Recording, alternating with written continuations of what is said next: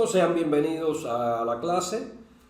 En la clase de hoy estaremos viendo el siguiente tema: el momento de la cantidad de movimiento de un sistema de partículas, y en particular estaremos abordando esa cantidad para un sólido rígido. ¿Estamos?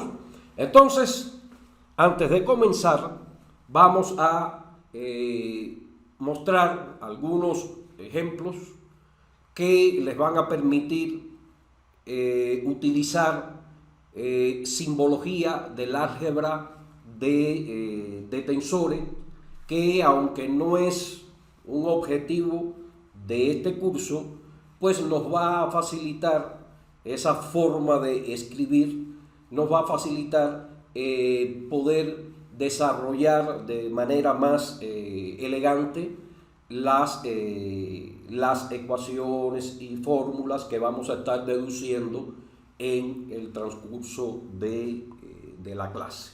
Entonces, vamos a borrar el tema que tenemos escrito y comenzar a definir algunas cosas, algunos conceptos, o más bien, no vamos a estar definiendo conceptos, vamos a estar esclareciendo esa forma tensorial de escribir los vectores y el producto de vectores. Veamos. Vamos a recordar un poco de álgebra de vectores. Si ustedes tienen un vector cualquiera, vamos a recordar que lo podemos siempre escribir en función de sus coordenadas. Digamos que las coordenadas de A sean A sub X, A sub Y y A sub Z, ¿verdad? Esas son las coordenadas del vector A, que son sus proyecciones respectivas sobre el eje X, el eje Y y el eje Z. Y recordemos que si tenemos un sistema cartesiano de coordenadas, X, Y y Z, con sus respectivos vectores unitarios y J y K, ese vector y cualquier otro con relación a ese sistema de coordenadas lo podemos escribir de esta manera, como I por A sub X más J por A sub Y más K por A sub Z. Y así se puede escribir cualquier vector. El que sea, siempre lo puedo escribir en función de sus coordenadas de esta manera. ¿Estamos? Ahora bien, si nosotros hacemos lo siguiente, al eje X le llamamos, digamos, X sub 1, al eje Y le vamos a llamar X sub 2, y al eje Z lo vamos a llamar X sub 3. Lo podemos hacer, ¿de acuerdo? Y a las proyecciones A sub X le vamos a llamar A sub 1. A la proyección en Y le vamos a llamar A sub 2. Y a la proyección en Z la vamos a llamar A sub 3. Y así con cualquier vector. O sea, las coordenadas de cualquier vector, digamos el vector F, pues sería F sub 1, F sub 2 y F sub 3, donde F sub 1 sería la proyección de ese vector sobre el eje X sub 1. F sub 2 sería la proyección de dicho vector sobre el eje X sub 2. Y F sub 3 sería la proyección del vector F sobre el eje X sub 3. ¿Se va entendiendo hasta acá? Entonces, y en lugar de llamar I al vector unitario, vamos a llamarle E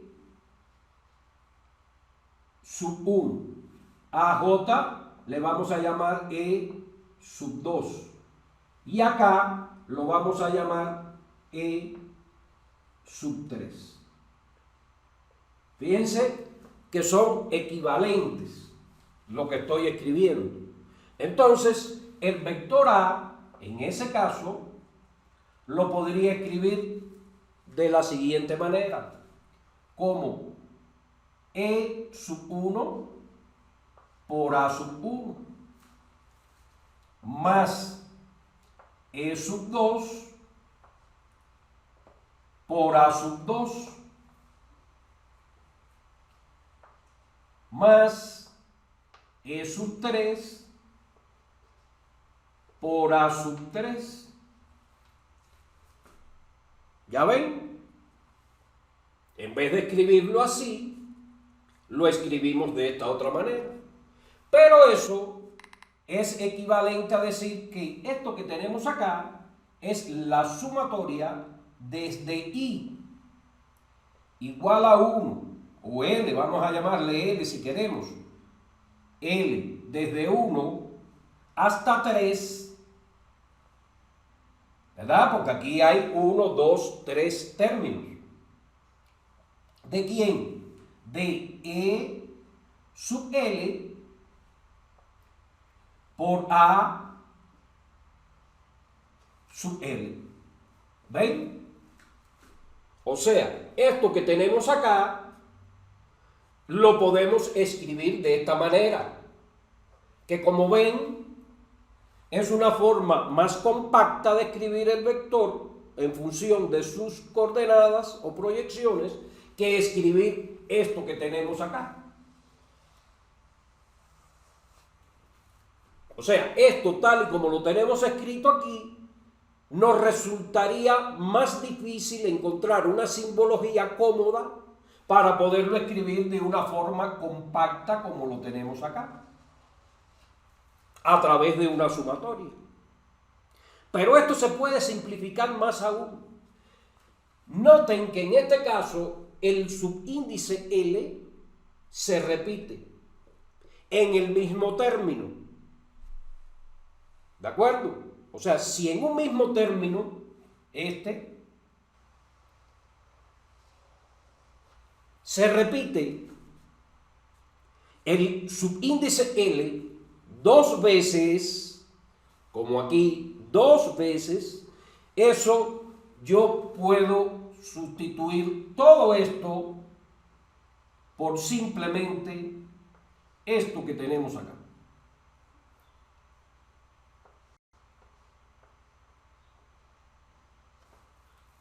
Y nos evitamos tener que escribir el símbolo de sumatoria.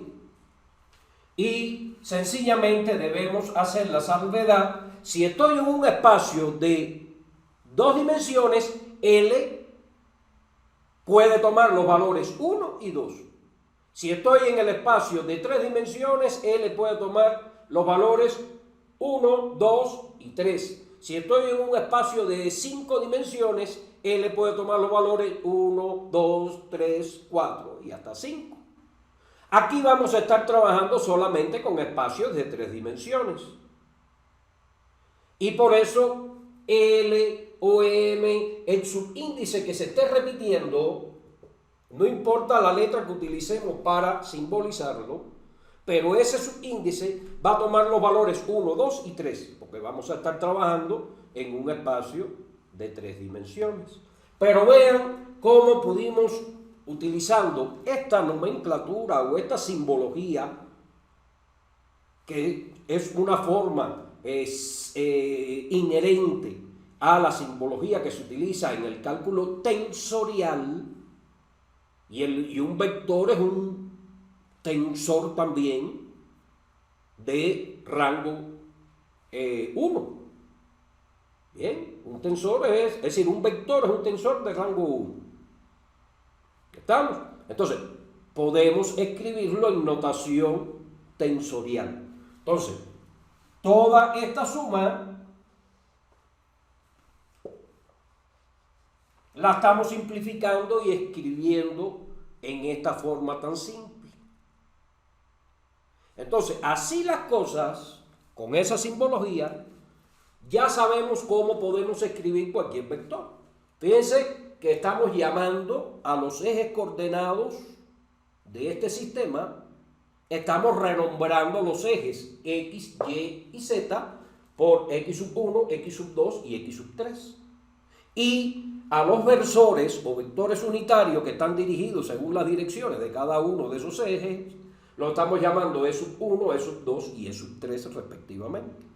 Y eso nos va a permitir escribir esto de esta manera, que es equivalente a esta suma. Y que para simplificar más la escritura, pues lo escribimos simplemente así.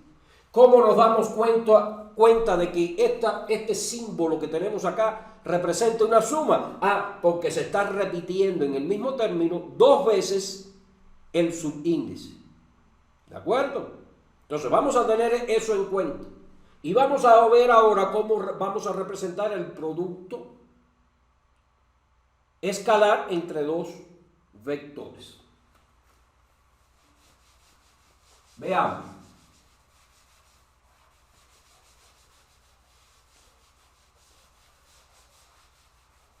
Veamos cómo se simplifica muchísimo la escritura.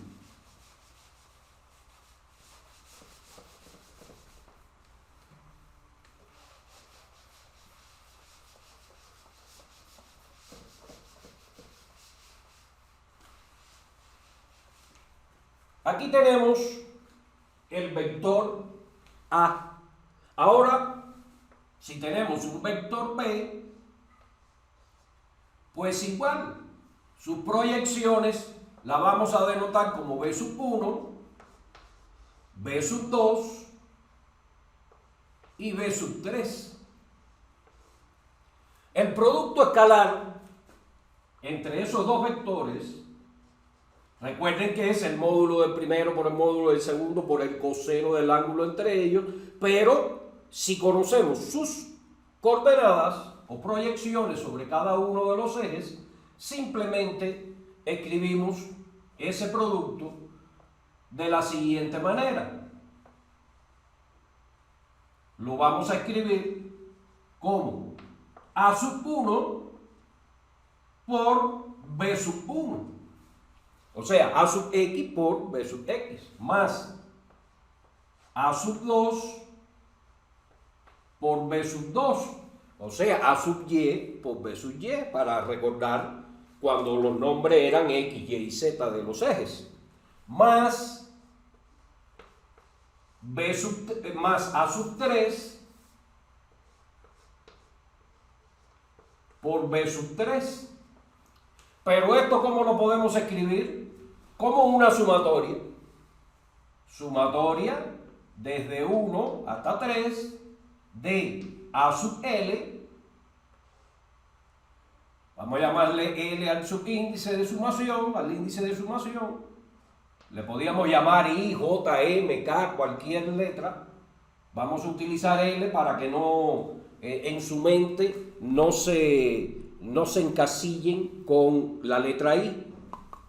Entonces, ya tenemos A, I sería por B sub L.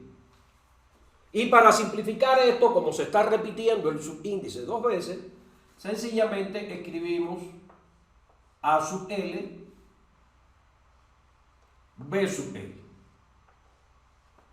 Como ven, es una forma muy compacta y muy fácil para escribir todas estas cosas, porque con esto estoy simbolizando toda esta suma.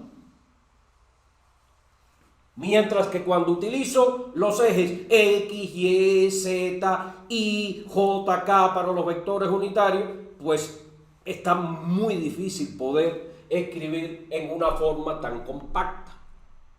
¿De acuerdo?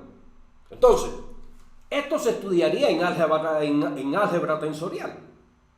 Ya les digo, no es objetivo de este curso profundizar en el álgebra tensorial, pero sí podemos hacer uso de su forma de escribir estas cosas, ¿de acuerdo? Porque nos van a simplificar mucho la escritura y nos van a permitir, pues, deducir, ¿verdad? Determinadas cosas de manera elegante y rápida, ¿de acuerdo? Entonces, esto ténganlo bien presente. Y otra cosa que les voy a adelantar.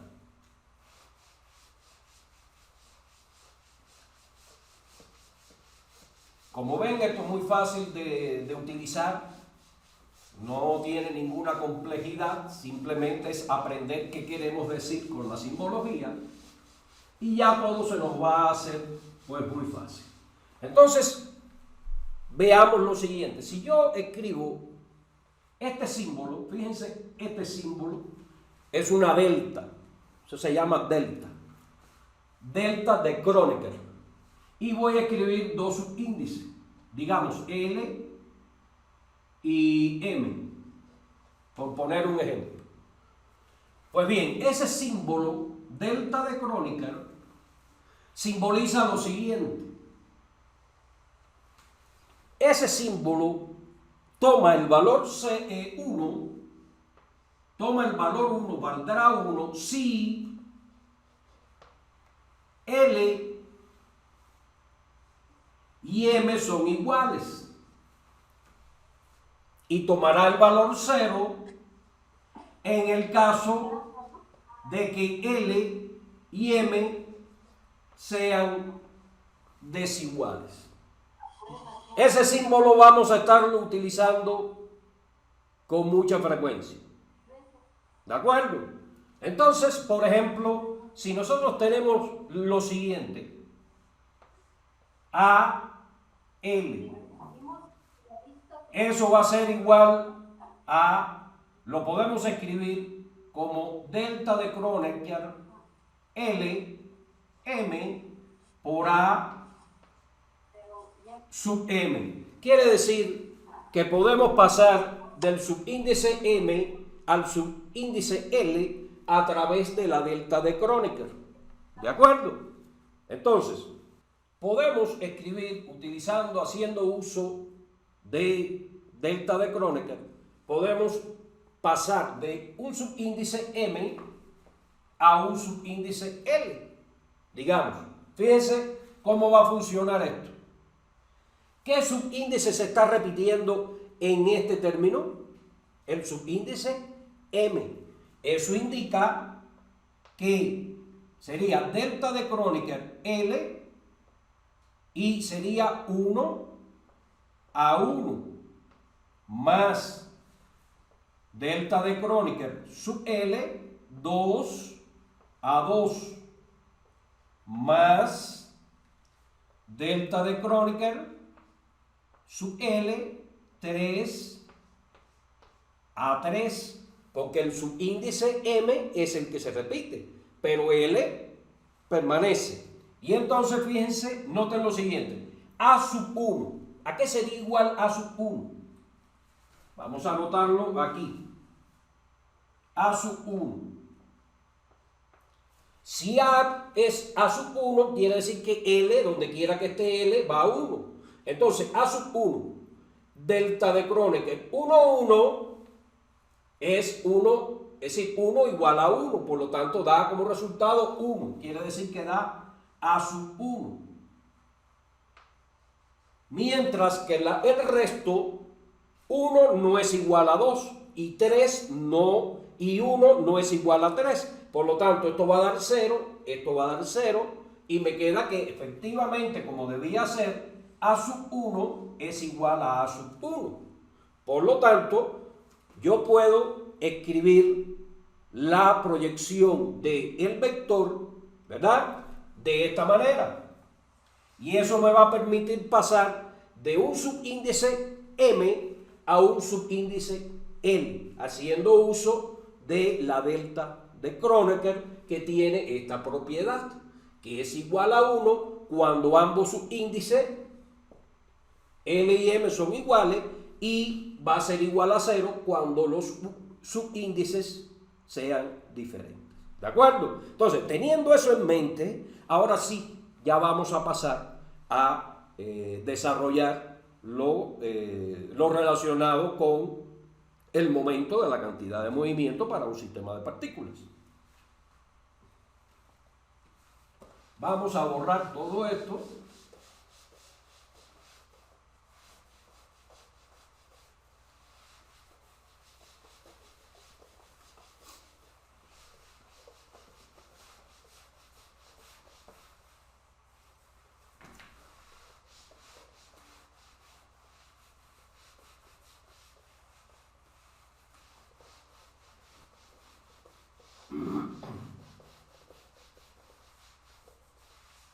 Entonces ahora vamos a construir dos sistemas de referencia. Uno fijo,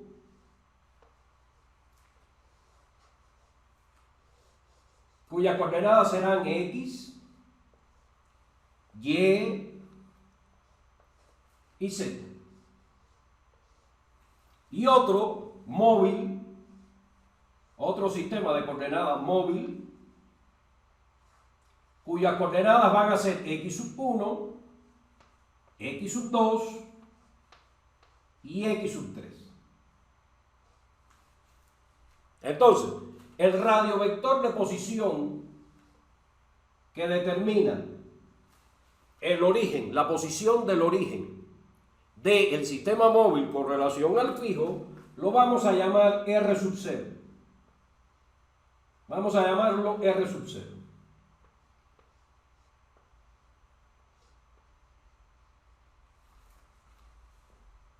Y un punto cualquiera del sistema de partículas, digamos, este punto, o este de acá, digamos, vamos a tomar este de aquí,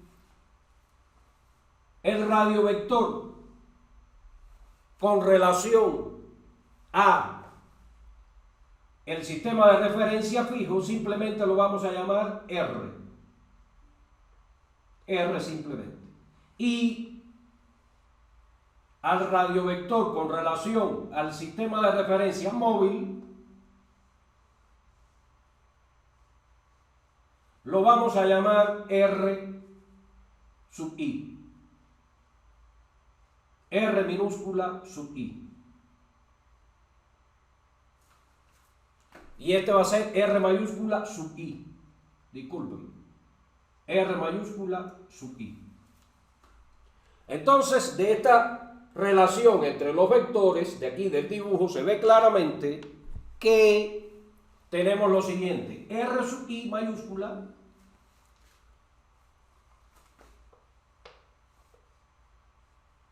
es igual a R mayúscula sub 0 más R sub I minúscula.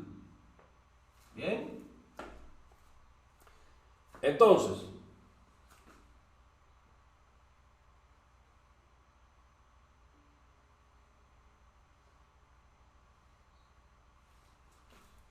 ¿qué tenemos? Si nosotros diferenciamos en el tiempo, o sea, hallamos la derivada en el tiempo de cada uno de esos términos, vamos a tener lo siguiente, que la velocidad de la partícula iésima, vamos a llamarla con V mayúscula, la velocidad de la partícula iésima con relación a el sistema fijo va a ser igual a la velocidad, llamémosle velocidad sub 0, del sistema de referencia móvil con relación al fijo más la velocidad de la partícula iésima con relación al sistema móvil. ¿De acuerdo? Entonces, no se ve bien el dibujo, vamos a aclararlo un poco acá.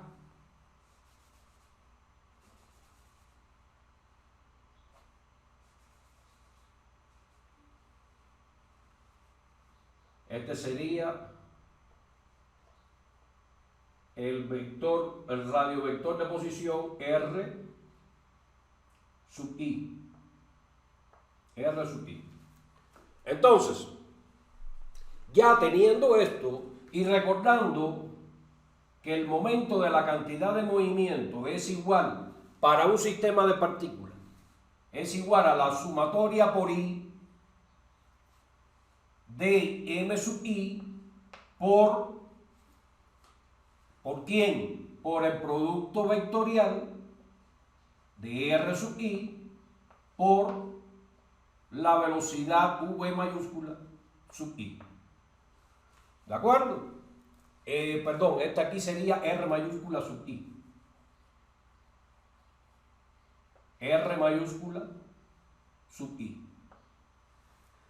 Esa sería la cantidad, el momento de la cantidad de movimiento correspondiente a una partícula iésima, y cuando sume por todas las partículas me da la cantidad de movimiento total de ese sistema de partículas.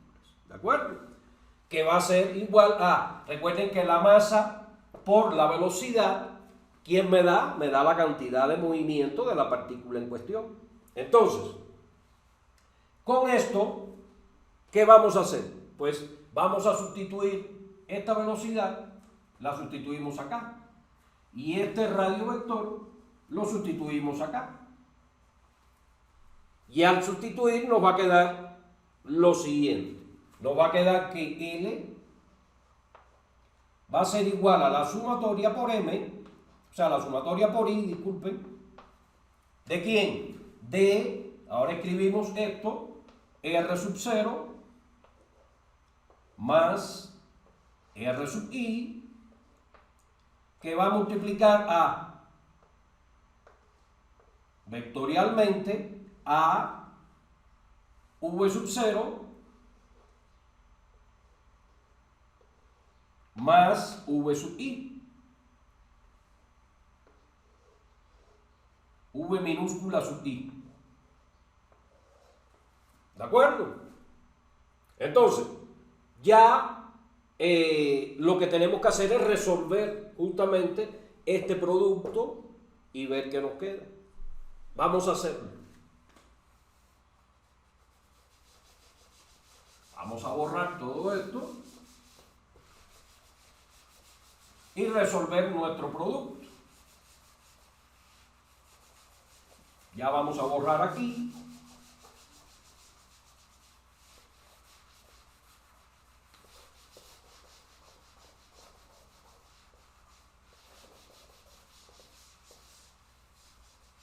Y entonces, ¿qué tenemos?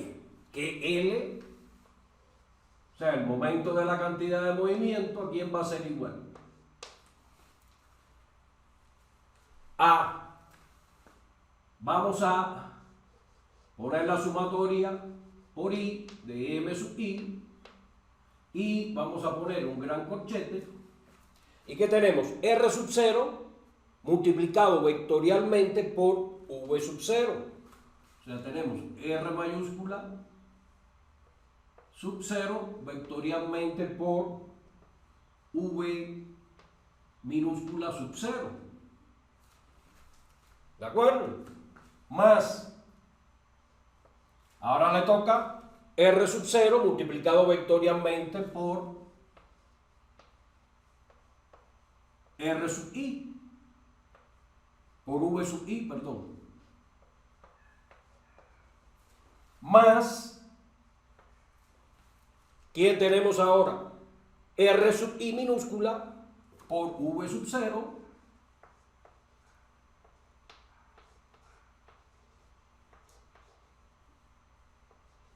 más R sub I minúscula por V sub I.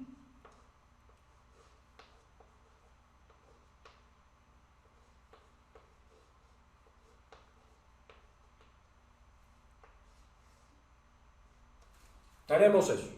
Y ahora vamos a escribir todo esto en forma de suma y ver cada término que representa. Fíjense en lo siguiente. Este primer término, cuando lo multiplique por esto, o sea, M sub I por esto, toda la sumatoria, porque sería la sumatoria de m sub i por esto, más la sumatoria de m sub i por esto, más la sumatoria de m sub i por esto, y así sucesivamente. Cuando multipliquemos la sumatoria de m sub i por esta cantidad, noten que esa cantidad no depende del subíndice i, y por lo tanto puede salir para afuera de la sumatoria. ¿Y qué nos va a quedar? Este producto multiplicado por la suma de las masas de cada una de las partículas que forman el sistema. Por lo tanto, eso me da la masa total del sistema. Y aquí nos quedaría R sub 0 por V sub 0. Donde esto es el radiovector de posición del sistema móvil con relación al fijo, y esta es la velocidad del sistema móvil con relación al fijo. Y esto va a ser más. Y ahora tenemos que R sub 0 puede salir para afuera. ¿Por qué? Porque no depende del subíndice i. Por lo tanto, nos quedaría R sub 0 que multiplica vectorialmente a toda esta cantidad, a la sumatoria por i de m sub i por v sub i, más, continuamos acá. Ahora viene otro término. ¿Y quién va a ser el que no depende del subíndice de sumatoria? Pues v sub 0. Por lo tanto, nos quedaría ahora paréntesis y nos queda la sumatoria por i de m sub i por r sub i, y todo eso multiplicado vectorialmente por v sub 0. Y el último término, pues ahí todo el mundo depende del subíndice i, por lo tanto nadie puede salir para afuera del signo de sumatoria, y me queda la suma por i de m sub i por el producto vectorial de r sub i por v sub i. Y me quedan esos términos. ¿Qué hacemos con ellos ahora? Vamos a ver qué cosa representa cada uno de esos términos. Este primer término de acá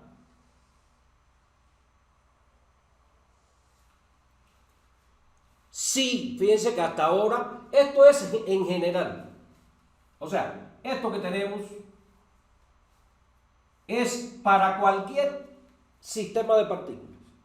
Pero ahora vamos a hacer la elección del sistema de referencia móvil de tal manera que su origen coincida con la posición que tiene el centro de masa con relación al sistema fijo. Entonces, si ponemos el origen del sistema de coordenada móvil en el centro de masa del sistema de partículas, ¿qué vamos a tener? Que esta R sub 0 sería la posición del centro de masa. O sea, aquí podríamos poner C.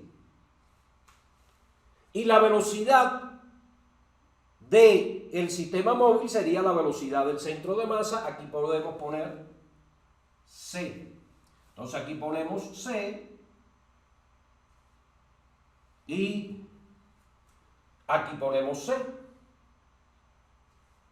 Pero ¿qué tenemos? Vamos a ver quién es esta sumatoria de aquí.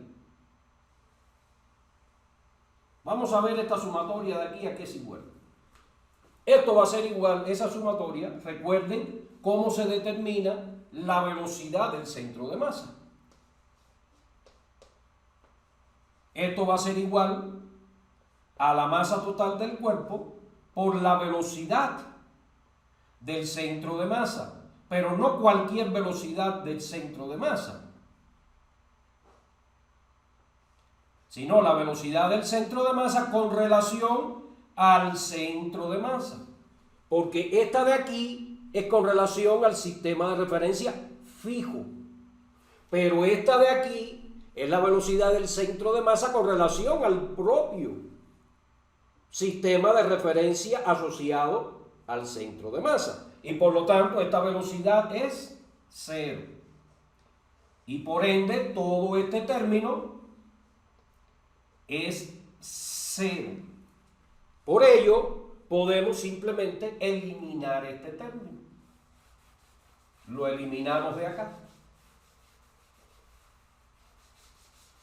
Ya lo quitamos de ahí. Ahora, vamos a borrar acá. Y vamos a ver quién es este otro término. Pues ese otro término, si recuerdan cómo se determina el radiovector del centro de masa, entonces esto va a ser igual a el radiovector del centro de masa, pero fíjense que estas posiciones con relación al sistema de referencia móvil. Por lo tanto, esto nos da la posición del centro de masa, o sea, M por la posición del centro de masa con relación al centro de masa.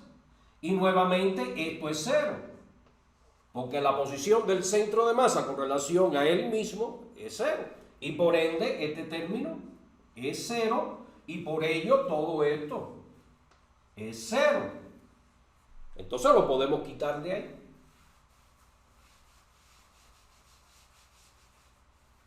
Y borramos acá.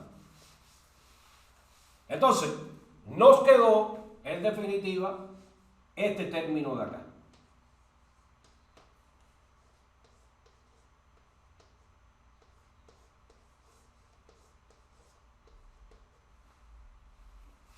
Por lo tanto, aquí, ¿a quién tenemos?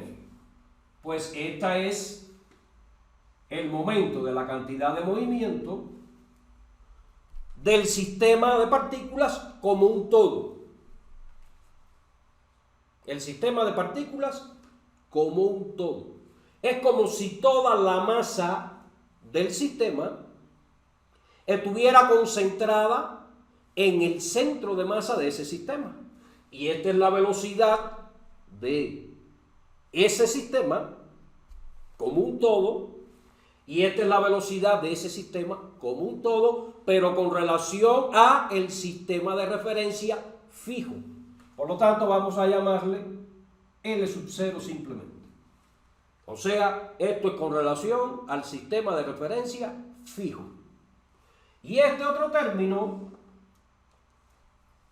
ese otro término es L, o sea, sería el momento de la cantidad de movimiento correspondiente al centro de masa.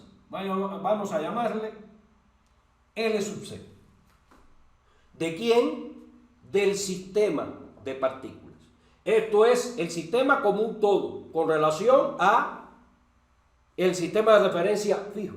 Y esto es el momento de la cantidad de movimiento del sistema de partículas, pero con relación al sistema móvil, que en este caso está asociado al centro de masa de dicho sistema de partículas, ¿verdad?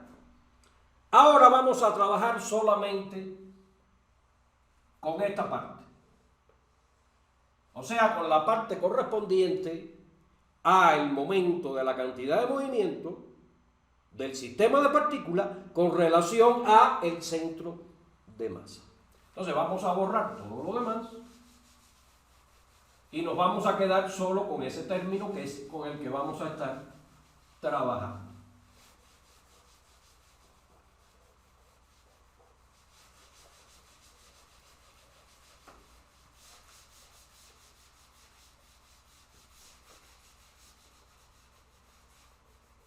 O sea, tenemos, vamos a ponerle aquí sub C, y escribimos sumatoria por I, M sub I, y tenemos R sub I vectorialmente por V sub I. y borramos acá. Ahora bien, esto es el momento de la cantidad de movimiento de un sistema de partículas con relación a su centro de masa. ¿De acuerdo? Pero, si el sistema de partículas al que estamos haciendo referencia es tal que las posiciones entre las distintas partículas permanecen invariables, entonces estamos haciendo alusión del modelo que se corresponde con el sólido rígido. Entonces, para un sólido rígido, las partículas, cada una de las partículas que forman ese sistema, lo único que pueden hacer es girar, ¿verdad?, alrededor de determinado eje que pase por el centro de masa de ese sistema, de ese sólido. Es todo lo que pueden hacer, no pueden hacer otra cosa. Y cuando una partícula cualquiera gira alrededor de un eje que pasa por el centro de masa, su velocidad con relación a ese centro de masa, ¿verdad?, no le queda más remedio que ser el producto vectorial de la velocidad angular de esa partícula por el radio vector de esa partícula con relación al centro de masa. No le queda de otra. Entonces, omega, o sea, la velocidad angular, es la misma para todas las partículas, porque todas las partículas, al girar alrededor de ese eje que pasa por el centro de masa, todas describen una circunferencia y todas describen esa circunferencia, ya sean más grandes o más pequeñas, en el mismo tiempo. Por lo tanto, recorren igual cantidad de ángulo en la misma cantidad de tiempo y por ende la velocidad angular es la misma para todos los puntos. Por eso no lleva el subíndice I, porque todas las partículas tienen esa misma velocidad angular. ¿De acuerdo? Entonces, esto lo vamos a poner aquí. ¿Y qué tenemos? Que esto va a ser igual a la sumatoria por I de M sub I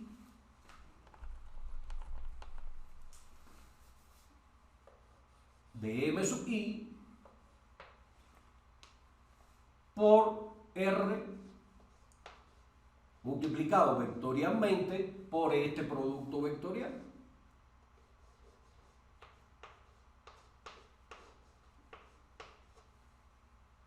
Por R sub I.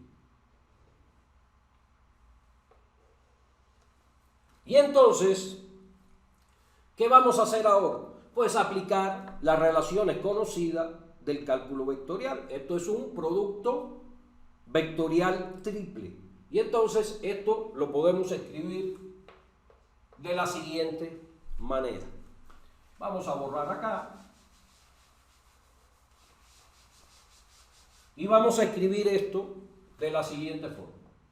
Nos quedaría la sumatoria por I de M sub I. Ahora pongamos un corchete. ¿Y qué nos va a quedar? Sería omega. Esto sería omega por el producto de R por R, producto escalar de R sub I por R sub I, menos R sub I por el producto escalar de R sub I por omega. Entonces cerramos nuestro corchete. Y esto lo podemos escribir de la siguiente forma. Sumatoria por I de M sub I, corchete. Y aquí tenemos omega, vector, por R sub I al cuadrado, menos R sub I por este producto escalar de R sub I por omega. Eso es lo que nos quedó. Ahora vamos a hacer uso de la notación tensorial que vimos al principio. ¿De acuerdo? Y entonces, ¿qué nos va a quedar? Voy a borrar lo que está aquí arriba, de aquí para arriba. ¿Qué nos va a quedar? Escrito en notación tensorial. Vamos a ver qué nos queda.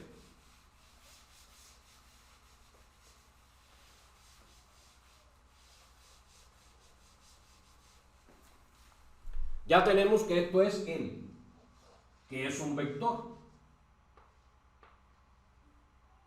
Perdón. Que es un vector. Como vector tiene 3 componentes. ¿De acuerdo? Entonces, esto es un vector. Esto es un vector. Entonces, es muy fácil escribir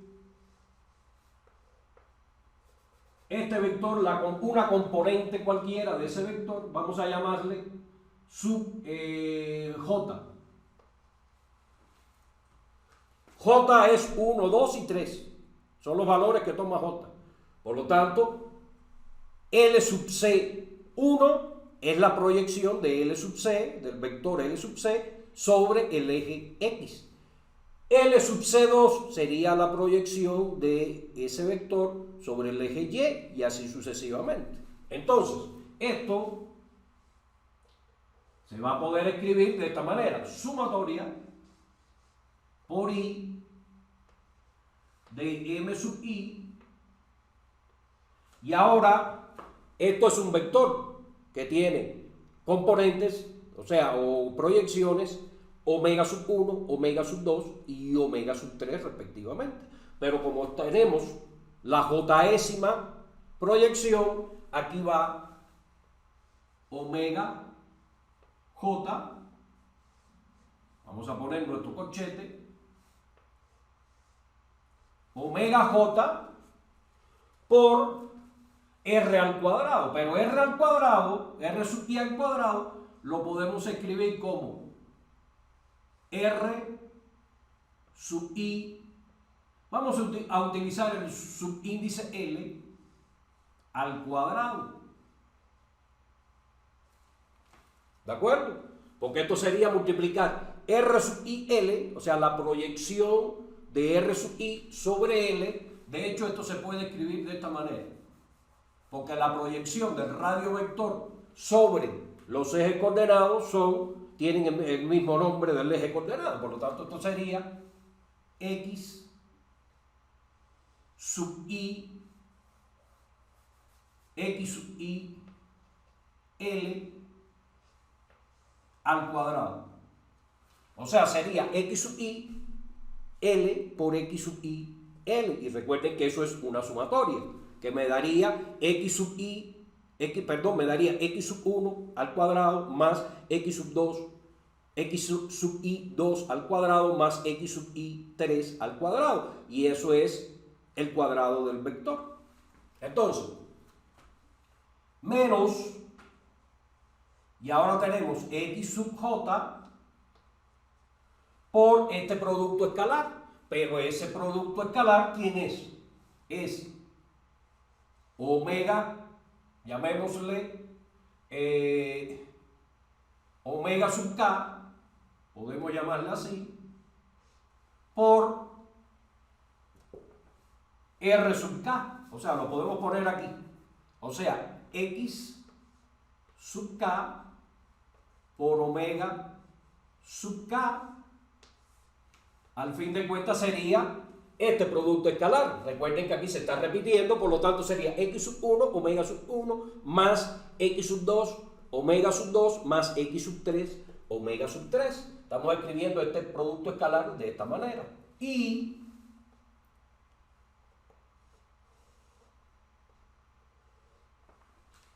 ya podemos cerrar nuestro corchete. Entonces, ¿qué vamos a tener? ¿Recuerdan a la delta de Kronecker? ¿Y qué nos facilitaba hacer? Pues bueno, vamos a poner esta en función de esta otra que tenemos acá, de K. O sea, vamos a decir que omega sub j es igual a una delta de Kronecker j k por omega k. ¿Ven? A través de la delta de Kronecker, esta proyección de omega la puedo representar a través de esta con el subíndice j. O sea, puedo cambiar, pasar de un subíndice a otro a través de esta delta de Kronecker. Eso es lo que vamos a hacer y lo vamos a poner aquí en este lugar.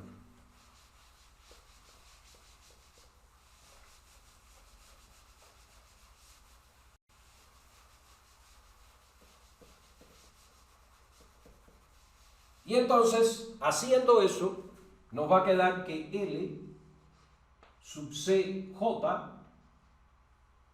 va a ser igual aquí a sumatoria por I de M sub I. Y entonces nos va a quedar, vamos a escribirlo de esta manera. Fíjense que si cuando yo haga esta sustitución aquí tengo omega sub k y aquí tengo omega sub k.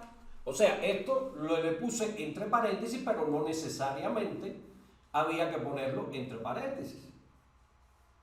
Aquí tengo omega sub k y al sustituir esto aquí me quedaría también un omega sub k. Como omega sub k no depende del índice de sumación y lo puedo sacar fuera de la sumatoria y me queda omega sub k sumatoria desde I igual 1 hasta 3 de M sub I que multiplica a la delta de Kronecker J sub k por X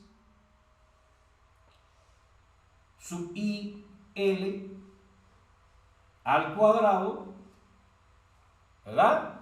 Menos X sub J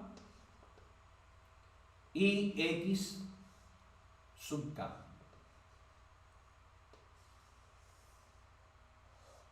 Y ya tenemos eso de ahí. Entonces, a todo esto, a todo este término, le voy a llamar I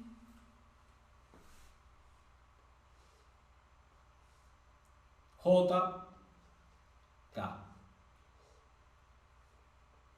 I J K. Entonces, ¿qué nos quedó? Vamos a borrar arriba.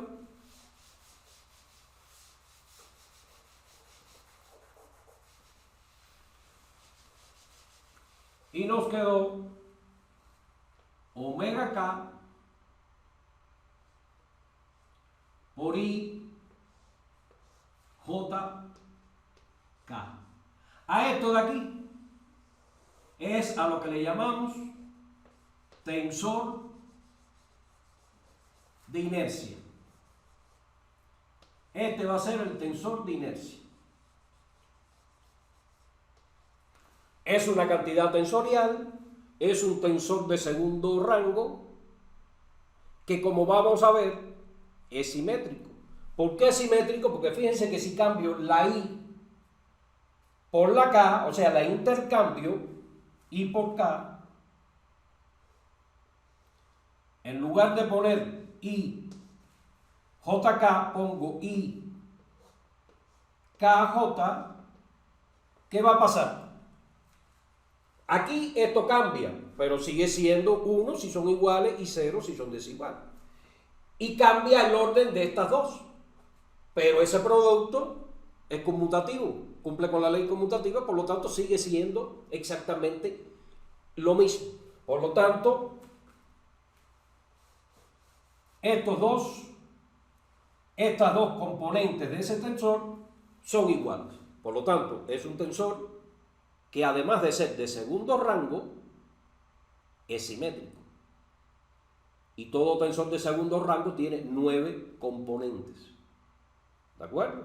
Entonces, Esto es un tensor de segundo rango simétrico. ¿Comprenden? Entonces, vamos a ver quiénes son esas componentes rapidito. Pues ya tenemos quién es ese tensor, ¿verdad? Que no lo vamos a borrar. No, esto no lo vamos a borrar para que podamos ver. Esto es el tensor JK. Entonces, ¿a quién es igual ese tensor? Imagínense, solamente vamos a escribir una de las componentes, la 1, 1, ¿verdad?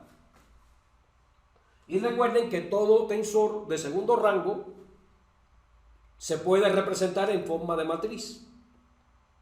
De rangos mayores no.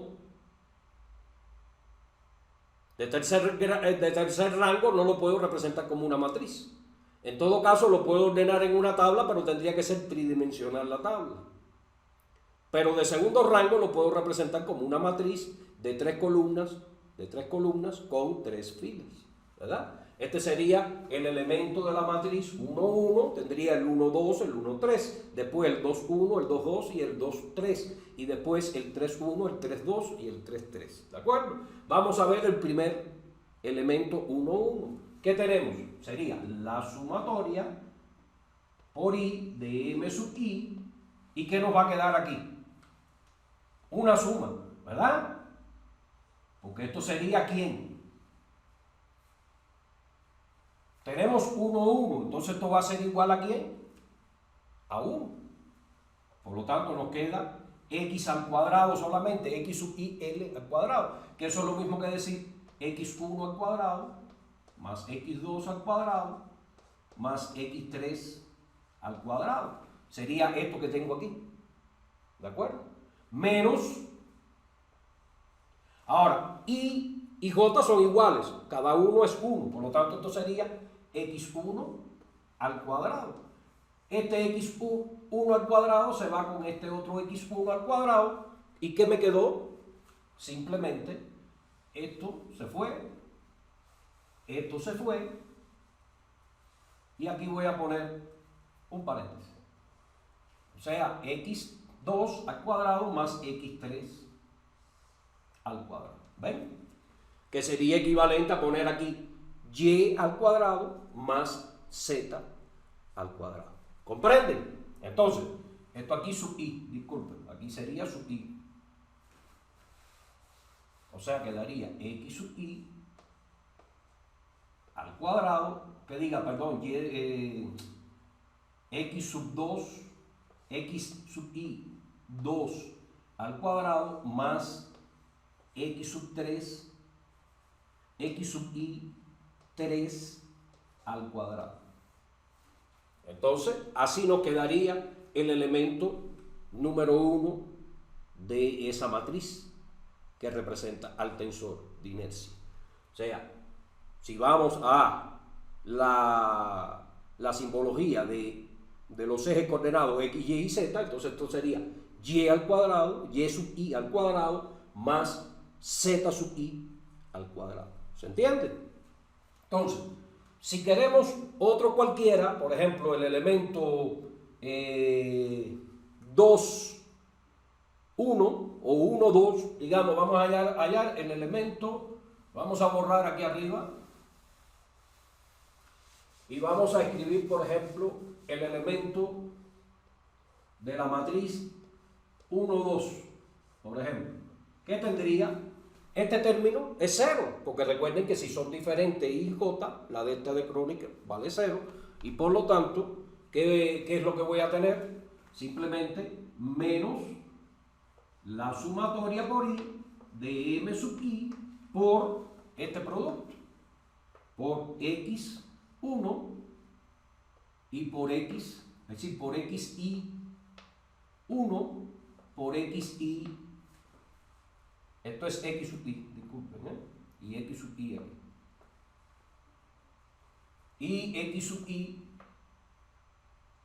2. O sea, y en la terminología de X, Y y Z de los ejes, esto sería entonces X y esto sería Y. ¿De acuerdo? Y ese sería el elemento 2U. Y así podemos hallar cada uno de los 9 elementos de ese tensor de inercia. ¿De acuerdo? Como ven, utilizando la simbología tensorial, pues nos ha permitido pues llegar de manera elegante a el resultado que estábamos buscando. Entonces, si nos hubiéramos ido por otro camino y otra nomenclatura, esto se nos hubiera hecho excesivamente largo y tedioso. Entonces, con esto vamos a terminar la clase de hoy, y en la próxima clase continuamos con el tema y estaremos viendo entonces pues cómo quedaría la energía cinética de un sistema de partículas con relación a un sistema móvil, y después con relación a un sistema, a un sistema de partículas con relación a un sistema móvil, donde el sistema móvil será el centro de masa y el sistema de partículas va a constituir un cuerpo sólido rígido. Entonces, vamos a esperarnos a la próxima clase para continuar, y con esto pues ponemos fin a la presente clase. Les agradezco, los quiero y nos estamos viendo en la próxima. Chao, bye. Gracias, chicos.